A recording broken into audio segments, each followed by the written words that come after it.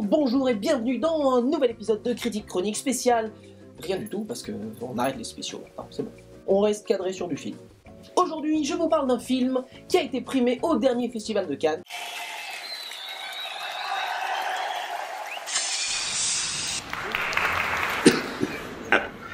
Par le réalisateur de Capote.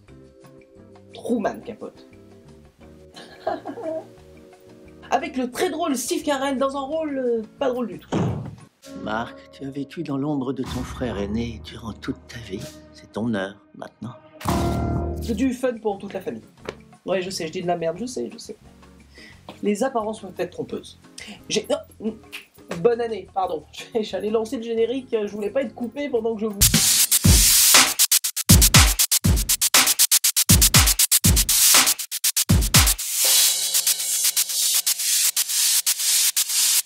Non, parce qu'on est encore pendant tout le mois de janvier, donc je suis encore dans les temps, c'est passé février où là les mecs, boum, ils se font arrêter. On s'est fini, ok, je commence. Alors, Foxcatcher.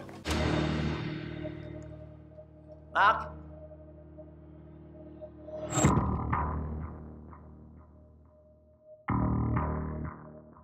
Foxcatcher est un film, à mon goût, sur la grandeur et la décadence du rêve américain. L'un des principaux attraits de l'œuvre est son ambiance froide et lourde qui nous amène progressivement dans une sorte de trou noir dans lequel nous sombrons dans un sentiment d'insécurité quant à la suite des événements du film. Ce soir sur TF1, la France a peur, présenté par Jean-Pierre Pernaut. Ah, j'en vois quelques-uns qui se sont pas encore suicidés ou qui n'ont pas encore brûlé la vidéo sur YouTube. Pour vous, je continue la critique. Marc, ça va aller. D'accord. Dave, j'ai pas besoin de ton aide. Je peux savoir ce qui se passe entre toi et Dupont? Qu'est-ce que je viens de dire? Les trois acteurs principaux sont juste incroyables. Tout d'abord, comme je le disais, Steve Carell, dont personne ne semble vouloir reconnaître le véritable talent pour les rôles dramatiques, et magistral dans le rôle de ce milliardaire manipulateur et pathétique à la fois, John Dupont. Ce millionnaire milliardaire fils à maman cherche la reconnaissance. Il transforme ainsi sa propriété en centre d'entraînement olympique. Il engage les frères Schultz. L'aîné, incarné par le toujours solide Mark Ruffalo, qui joue tout en finesse le grand frère protecteur, et le cadet, interprété par Channing Tatum. Pour rapidement cataloguer Monsieur Muscle, Channing Tatum démontre ici un véritable talent d'acting.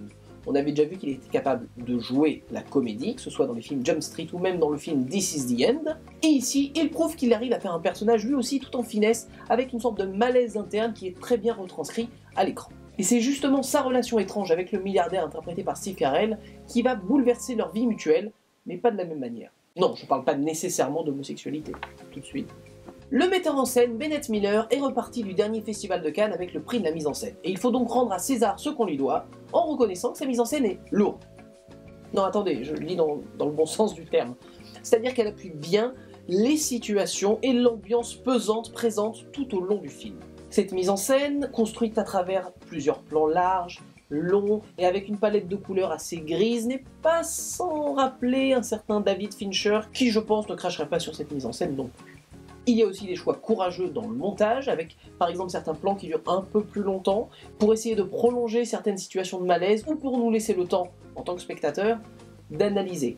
Parce que c'est comme ça que marche le metteur en scène. Dans une interview, il le disait, qu'il voulait laisser au spectateur sa propre appréciation du message du film. Attention, c'est pas du David Lynch, il va pas se passer n'importe quoi et ce sera à vous de deviner. Il se passe des choses, et vous l'analysez comme vous voulez. Ne me tombez pas dessus, les fans de Lynch, s'il vous plaît. C'était juste un exemple.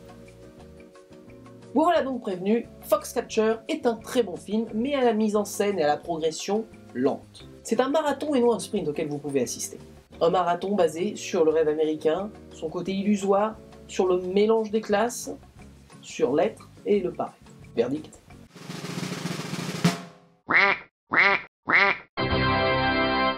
Dans votre DVD Tech, Foxcatcher se rangera après de Mosquito Coast et Fighter. Amis du soir, bonsoir.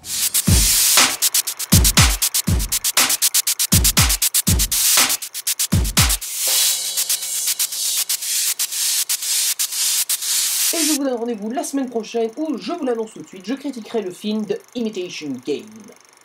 À la semaine prochaine. Foxcatcher, donc, Foxcatcher. T'arrives pas à dire le nom du film, on va avoir un problème.